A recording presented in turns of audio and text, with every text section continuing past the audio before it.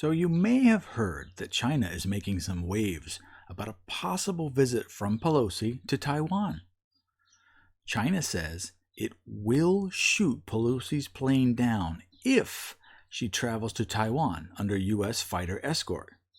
The speaker refuses to confirm the trip as Beijing warns it would cross a red line an aircraft carrier holds drills in the South China Sea. So it looks like China is escalating the rhetoric and making some bold claims that it might execute one of the U.S. government's top elected officials. Well, I have a stern warning for China, so listen up. No, China, no, please don't do this. Oh God, no. That would be the worst thing you could do. Oh, please, please, please do not do that. There. I hope they get the message and understand how serious this is.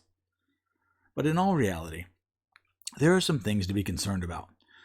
We have an influential major government figure who is traveling to a foreign country on a diplomatic mission.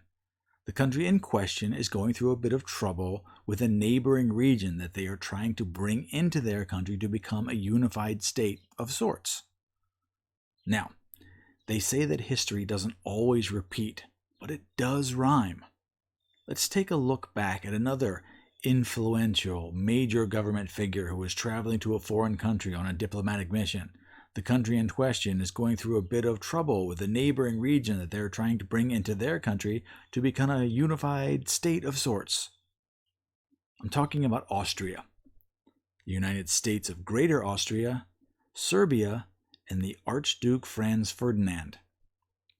At one point, Franz Ferdinand proposed changing the Austro-Hungarian rule with a triple monarchy of Slavs, Germans, Magyars, and each having an equal voice in government. The idea was in direct conflict with the Serbian nationalists who had designs of breaking off with Bosnia and Herzegovina to form an independent state. Though he cared little for their nationalist ambitions, he advocated for a careful approach with the Serbs, warning his military leaders that harsh treatment towards them could cause an open conflict with Russia. Well, when Franz Ferdinand was traveling, he was murdered, executed, assassinated. And as we all know, this is widely regarded as the reason the Great War, now known as World War I, was started. It's not much of a stretch when you lay the players, scenarios, and timelines side by side. It's not a direct comparison, but I'm making the case they're similar enough. There is one other thing to take into consideration. Nancy Pelosi. She could, maybe, possibly, have narcissistic personality disorder. That is a mental condition in which people have an inflated sense of their own importance. Combine that with her hubris, which is an exaggerated pride or self-confidence. She thinks she's untouchable and that nothing serious could ever happen to her. Well, look at her history.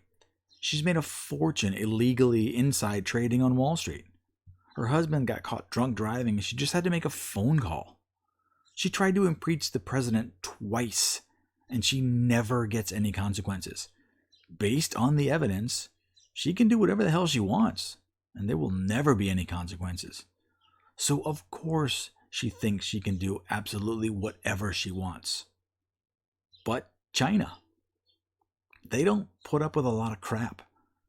And now that they have issued this public statement, they have to stand by it or they will look weak. And the PRC doesn't like to look weak on the global stage. So we have two giant egos, Pelosi versus China. Nancy can't back down because she thinks she's invincible, and China won't either. Now, just to be clear, Nancy is traveling to Asia this weekend, and she hasn't confirmed that she will be heading to Taiwan. She doesn't disclose her travel plans for security reasons, and I get that. But I wouldn't put it past her. That's something a narcissist might do. Are we looking at the catalyst for the next world war? Or am I being too bombastic? I guess we'll know soon enough.